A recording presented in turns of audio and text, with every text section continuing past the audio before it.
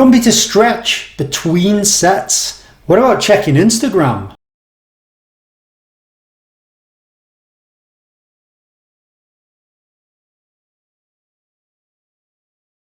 So this is a hot topic. Stretching always has some elements of surprise and intrigue in there. Obviously we know that strength is diminished, power is diminished with static stretching protocols, both in the short term and in sort of the intermediate term over a prolonged period of time.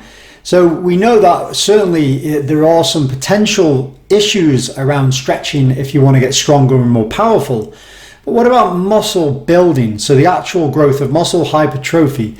And that's what we're going to look at today, because there was some research here showing interset stretching. So stretching between sets and its effect on muscle growth.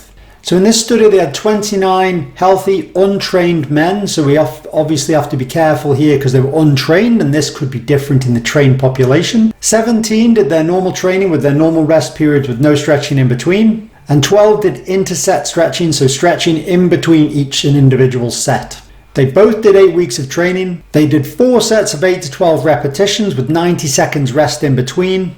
And they trained twice per week. They did bench press, seated row, seated dip machine, arm curl, knee extension, and knee flexion. The stretch group did 30-second stretches for the muscle that was the prime mover, the agonist muscle, for each individual exercise in between sets. So obviously they did have some actual rest time in here as well with the 90 seconds, because 30 seconds was stretching. So what was interesting is all muscles grew more in the interset stretching group, but not by a lot. In fact, it was only clinically significant in the vastus lateralis, which is the outer quad.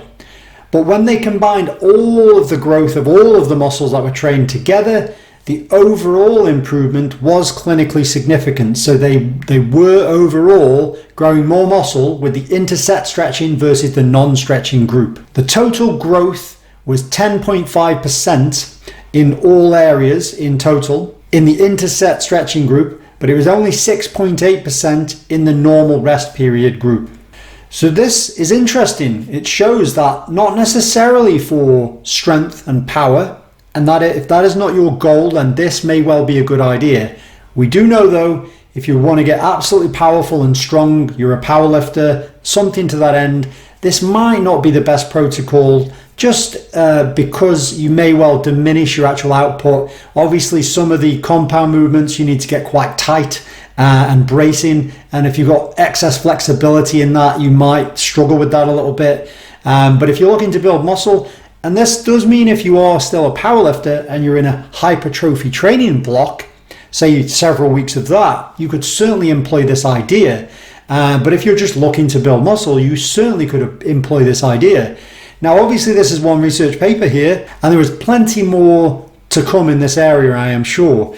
But it is interesting, and maybe it shows you that it's worth giving it a try and seeing what happens for you. Obviously everybody is different. If you've got the time to not be scrolling through your phone, do your stretching in between your sets, and therefore you're really seeing if there is a change over a prolonged period of time, it might be worth giving it a go. But an interesting study, like I say, it shows that there is something potentially viable there for interset stretching, static stretching in the muscle, prime mover agonist muscle that you're using on that given exercise, and therefore worth trying it. So anyway, that's it for this video, and I'll see you next time.